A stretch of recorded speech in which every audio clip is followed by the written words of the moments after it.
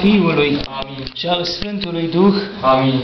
Mâinile tale m-au făcut și m-au zidit Amin. ca să umble într-o cărările tale, Amin. spre ascultarea credinței, Amin. spre tămăduirea trupului Amin.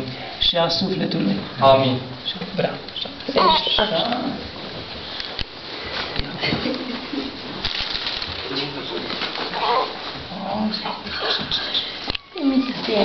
Se botează roaba lui Dumnezeu Gabriela Veronica în numele Tatălui, amin, și al Fiului, amin, și al Sfântului Duh, amin.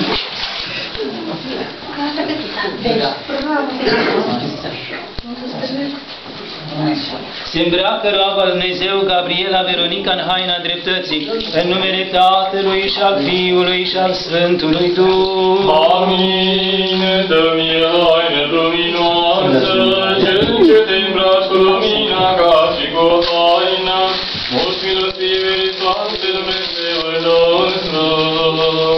Dă-mi haine luminoasă, cel ce te îmbraci cu lumina ca și cu haina, mulți milostivii Sfante Dumnezeul nostru.